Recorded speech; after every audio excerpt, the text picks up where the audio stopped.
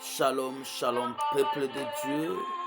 Balandino sur l'émission Un jour avec votre humble serviteur de Dieu, le berger Frédéric Kanza. Bien-aimé berger responsable, Yassili ya Lokolenge, Ezana Komina Ngingiri, na venu Lokolenge numéro 170. Donc derrière Ipak, entre Sayo et Petit Sayo. Bien-aimé Ngongana Biso et Koki, Yakobonde la paix ya Kolukelongi ensemble. Et bien-aimé, notre Dieu est vrai, notre Dieu travaille, notre Dieu agit. Naba moment où il y a confinement, toujours l'équissa, voilà que l'Ilobananzam Bezolando partout na internet, l'Ilobananzam Bezolando partout na Facebook, l'Ilobananzam Bezolando partout au Kokiozala, parce que l'Ilobananzam Bezanios.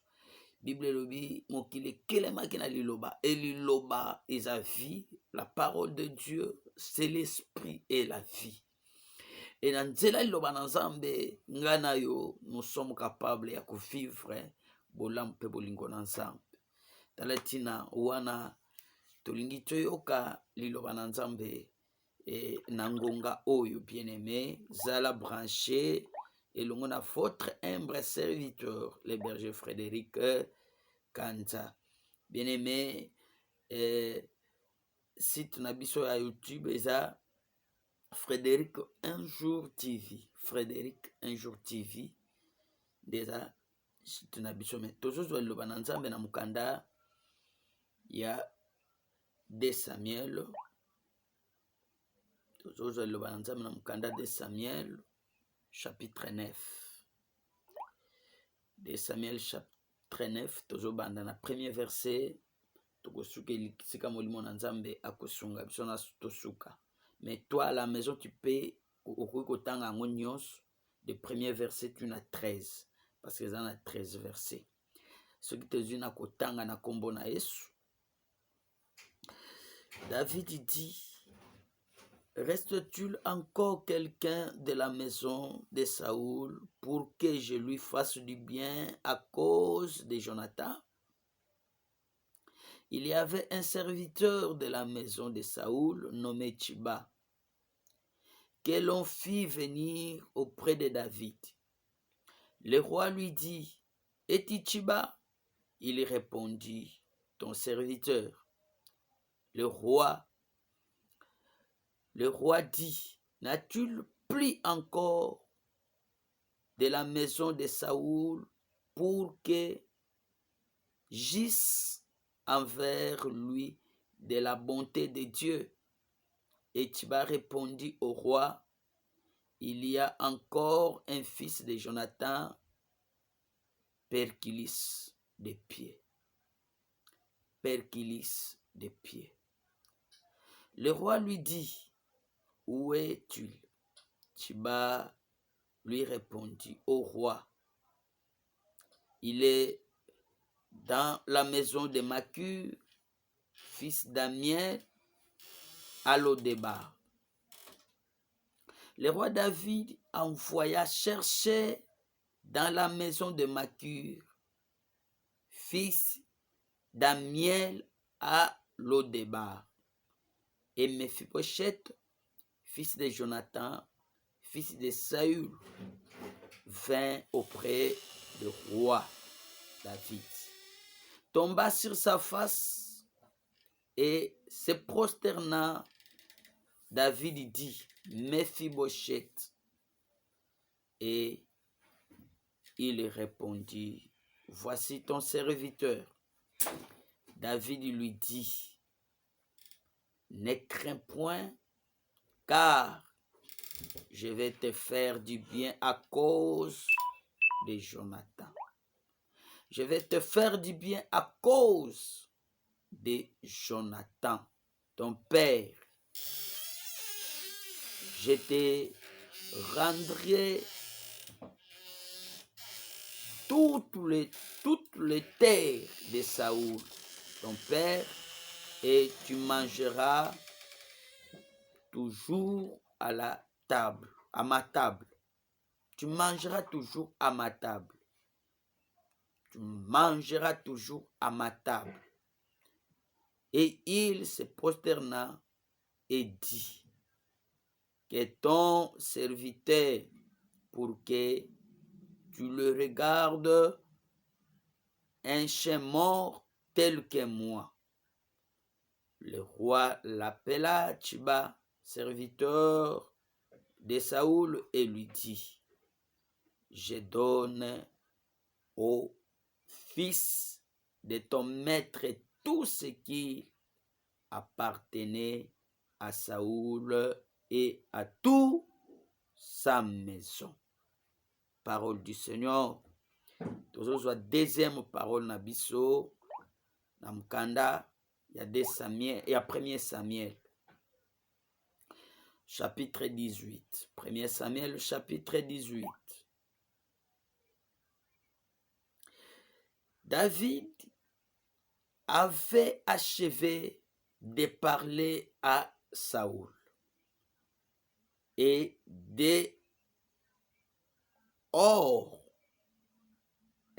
dehors, l'âme de Jonathan fut attachée à l'âme de David. Et Jonathan aimant comme son frère. Et Jonathan l'aimant comme son frère. Ce même jour, Saül retint David et ne le laissa pas retourner dans la maison de son père. Jonathan fit alliance avec David parce qu'il l'aimait comme son frère. Il ôta le manteau qu'il portait pour les donner à David. Et il lui donna ses vêtements, même son épée, son arc et sa ceinture. Dans verset 5 Bible elobi, David allait et réussissait partout où l'envoyait Saül. Il fut mis par Saül à la tête des gens de guerre et il plaise à tout le peuple, même aux serviteurs de Saül. Parole du Seigneur. Le bas, je l'aime et je l'accepte. Est-ce que tu peux acclamer cette parole de vie? C'est la parole de Dieu. C'est la parole qui vivifie. Une parole qui recrée encore cette nuit. Bien-aimé, ozomona ke tozana butu, nasali quand même effort au recevoir quelque chose de la part de Dieu. Mais maman na likambo na ngai un jour. Mais sous thème nango na butu alelo nazolobela, on est la nuit. On est la nuit, olandanga na YouTube, olandanga na Facebook, olandanga na WhatsApp, partout okolandanga tozana butu. Sous thème nanga, la reconnaissance. La reconnaissance. Maman, yaya, mon frère, ma soeur, oyozo landanga. Et si quand on se kozal, il faut osala reconnaissant le col à David. Bien, mais quand je lis la vie de cet homme David, azalaki na ba défaut na ye ya des fois, mais ba qualité na eleki. Yango quelque part Nzambe aotutela tolo, aotutela David tolo, alobi David, l'homme selon mon cœur. Non, yeah. Ata na Congo na biso, soki tozwi mokonzi lokola David, bien que azaki na mabe na ye, mais nga na omona ya David na parti ya bolamu. Roi oyo azokomi kitisa, roi oyo bolingo na Nzambe ezaki likolo na ye, ezomata na motema na ye. Roi oyo atiela Nzambe motema, roi oyo. Non, la parole de Dieu est vraie. Restez un enfant de Dieu. Demeure un enfant de Dieu. Pratique la parole de Dieu. Tu réussiras. Et la réussite, c'est dans la parole. Là où tu me suis. La reconnaissance. Et si tu as dans la Bible, ezolobela na bato. Lobela David. Nkolo moko akomaki roi. Nkolo mosusu na kofungola koma David. Esali ke akoma roi. Mais David po akoma roi, auti na famille royale te. Nzambe azwi ye na zamba. Nzambe azwi ye na néant. David, vie na ye, voire même son père a négligé sa vie. Na bomwana nyonso David azoko se retrouver na zamba. Koboko la bibouele. Or, c'est lui le roi. Or, azaki na mutu ya na miso ya Nzambe. Tina te koma anatina. Aujourd'hui, bato bazo négliger yo. Aujourd'hui, bato ba mono pamba. Aujourd'hui, ta famille te néglige. Yo ndeli konzi ya famille. Na nzela no ndeli bote kobomba. Loba gloire au Seigneur. Et si kozo landanga loba amen. Lobe zanga. Na nzela nanga famille ekobonga. Lobe zanga. Na nzela nanga tina te kokoma na tina. Lobe zanga. Na nzela nanga libota nanga ba ko vivre bolamu na Nzambe. Au nom de David. David. Bien-aimé, cet homme, tango akomi roi ya Israël mobimba, nkolo moko asimbamaki na motema na ye keza na moto asale bolamu. Et cet homme était Jonathan. Jonathan, fils de Saül. Saül, roi, il y a Israël. Oyo David a succédé à pouvoir. Nzamba zu David n'a rien. Abandonné, rejeté. Nazamba ole bakola banyama. Au bokola banyama. Nzoka azaki na mutu ya na miso Nzambe. Yo mutu ozolandanga. Aujourd'hui tu es négligé. Na bato. Na société. Tika na yebisa yo. Tika bato babwaka opo Nzamba lokota yo. Tika Nzambe bato basundola yo. Po Nzamba komiso na tina. Nzambe ya babwakama. Nzambe ya bato mokili bamona pamba. Nzambe ya bato oyo mokili basundola. Son nom c'est Jésus. Le pierre angulaire. Son nom c'est Jésus. Le Dieu de toute possibilité. Un Dieu qui appelle en existence les choses qui n'existaient pas. Un Dieu qui pardonne les péchés, les iniquités. Zamboy, Nansela Bolam, Alim Sama Benamasu. Loba Amen. Loba gloire à Jésus. Loba gloire au Seigneur. Loba Amen. Bien aimé, tant David a commis roi, nkolo moko bolamu emataki na motema. Alobi te. Ezala moto moko asalaki nga bolamu. Moto yango eza nani? Jonathan, mwana Saul. Nde alobi, na famille ya Saül. Eza na moto atikala te pona asala bolamu. Wana ezaki omata motema na ye. te bayebisi ye moto akoyeba makambo wana Tchiba ye nde azalaki mwana mosala na ndako ya Saül, ye nde ayebaki famille ya Saül. Et c'est comme ça on a appelé Tchiba. Tchiba ntango aye roi David ayebisi Tchiba boye moto moko te atikali na famille ya Saül mpo nasala bolamu na ntina ya Nzambe. Tchiba alobi eza na mwana moko ya Jonathan mais aza koka, aza Perkilt,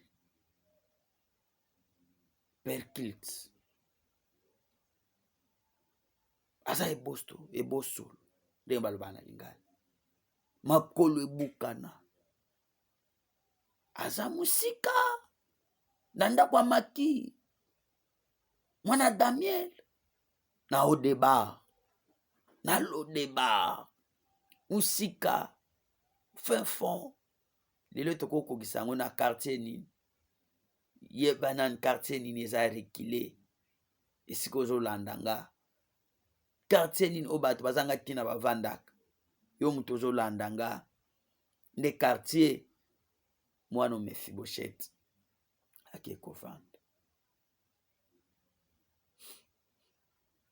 kovanda.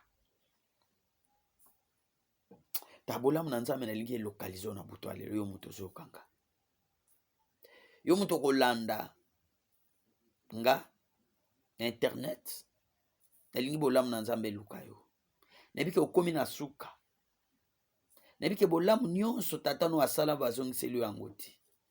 Babengana bino voir même na lopango, babengana bino voir même esika ya kovanda eza te. Bolamu nyonso papa na bino asala, bolamu nyonso mama na bino asala, lelo bafuti bino monnaie de singe. Bolamu nyonso osala, lelo bafuti yo monnaie de singe. Tika na yebisa yo ko regrette te parce que tango Nzambe koki. Kandenge ozoyoka nga boye, Nzambe ase de briller po asalelo bolamu na kombo na Yesu. Yaya, sala bolamu na vie. Yo mwana nani? Mama na bino nani? Papa na bino nani? Oyebanaki?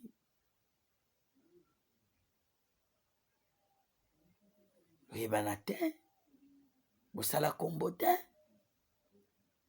Me bolamu na Nzambe esaliki lelo oyebana. Longola lolendo. Kita. La reconnaissance. La reconnaissance. Et Bible ezoke musika koloba. Bolamu ezipa amasumu. Elimisa amasumu.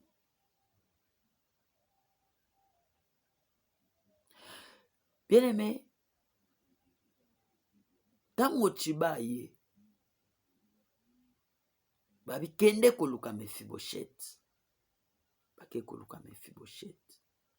Tango bamoni mituka ya plaque présidence et se diriger na ndako ya Makure po bayebaki kuna mwana moko ya famille ya Saul atikala kuna. C'est que roi David alingi aboma te, akuboma bien aimé okufa te. Nzambe aluka po asala bolamu. Mituka wana yo koluka po asala bolamu. Yo moto ozolanda ngai nalingi bolamu moko elokalize yo. Bolamu o mama na bino asala, papa na bino asala, yo moto olingi olemba osala su bolamu te parce que bato bazongiseli yo te. Kosala bolamu te po bato bafuta yo, mais sala bolamu parce que le futa yo. Loba amen. Bakezwa mwa mbali oyo. Pourquoi? Parce que roi azaki na posana asala bolamu à cause ya Jonathan tata na ye. Baye na ye. Tu es pas roi. Kwa lobi nalina sala bolamu à cause ya Jonathan tata na yo. Na simbi 4 points. Oh intéressé nga. Premier point, David alobi na kozongiselo mabele nyonso ezalaki ya Saul tata na yo. Deuxième point, okolia mesa moko na nga, okolia na mesa na ngai. Troisième point, basali ya tata na yo Saul bakomi basali na yo. Et quatrième point,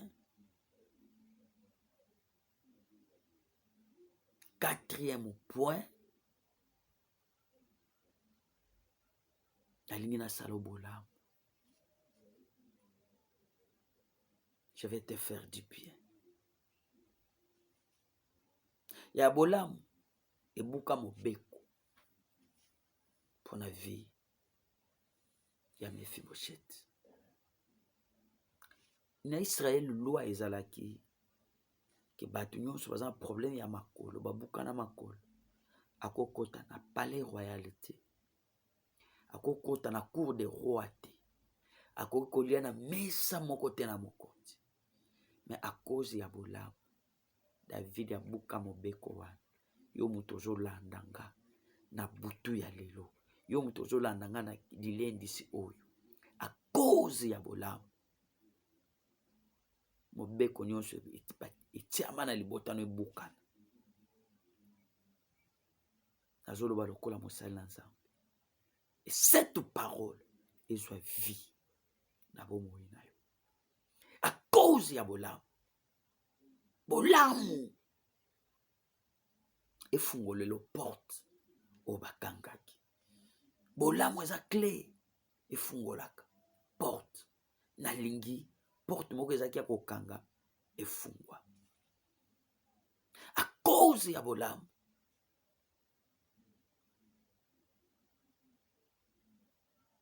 esika balobaki okoma te okoma. À cause ya bolamu, molimo nyonso mabe eza kotungiso ebima. À cause ya bolamu, pasi nyonso ezaki na vie na yo esila. Bolamu eganga. Bolamu elimbisa ezibaka masumu, ezipaka mabe. Ya pratique kosala bolamu. Tika koboma baninga, tika kotrahir baninga, tika kolobaka mabe ya baninga, tika kofunda baninga, tika kokosela baninga makambo.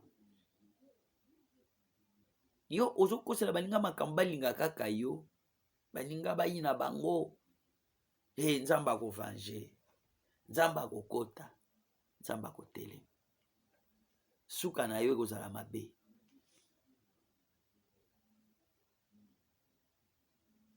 Nazoyoka pasi pona suka na yo ekozala catastrophe. Onyokola bana na Nzambe o Yesu asomba na makila na ye. Jésus a payé un grand prix pour l'humanité. Laissez les âmes de Dieu pratiquer bolamu. Tika kofunda baninga, tika konyokola baninga. Omoni na 1er Samuel, pourquoi natangaki 1er Samuel? Bible elobi ke tango Saul atilisi koloba na David, ke David yo okende so epa na bino te, okomi awe epa na ngai. Bible elobi ke motema âme ya Jonathan ekutani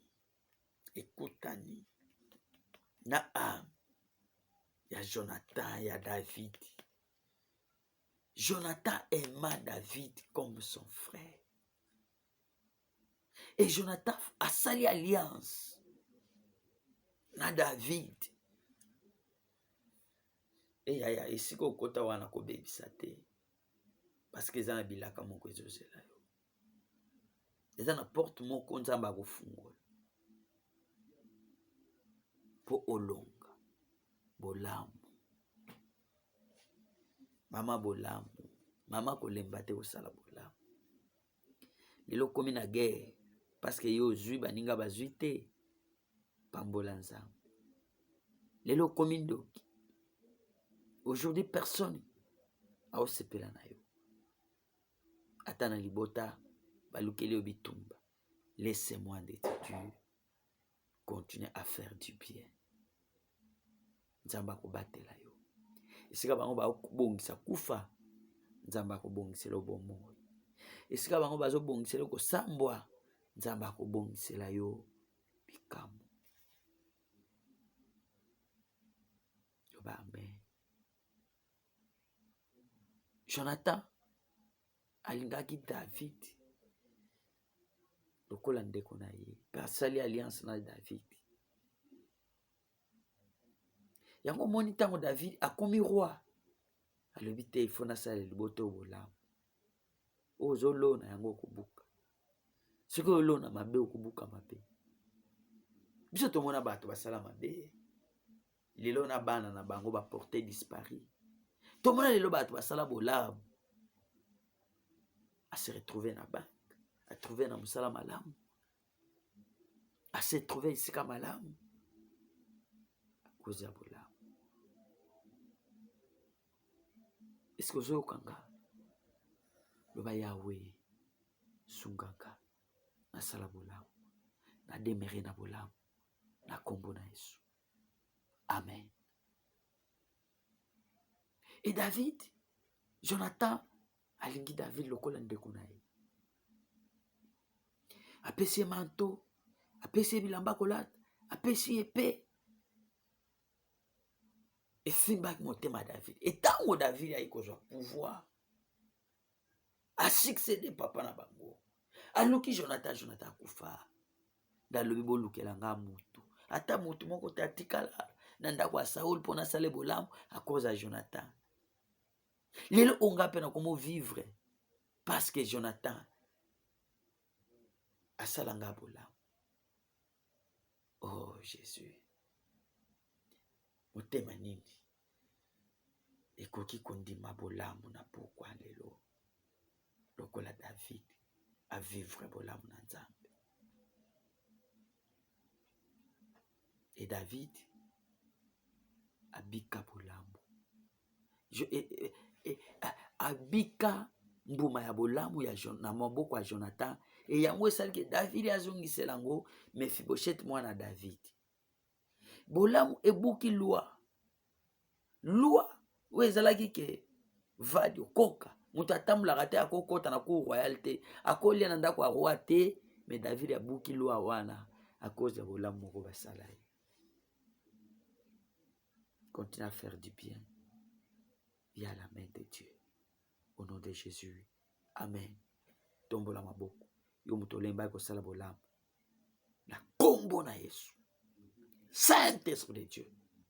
Prends contrôle. Na vie. Ya moko ala ndinga. Na kombo na Yesu. Amen. Amen. C'était votre humble serviteur, le berger Frédéric Kanza. S'abonner à Frédéric Un Jour TV. Nzamba kopambola yo. Okolanda tout ce que le Seigneur travaille, fait à travers mon ministère. Je suis le fruit. Ya bolamu na Nzambe, ya bolingo na Nzambe, na kombo na Yesu. Amen. Bye.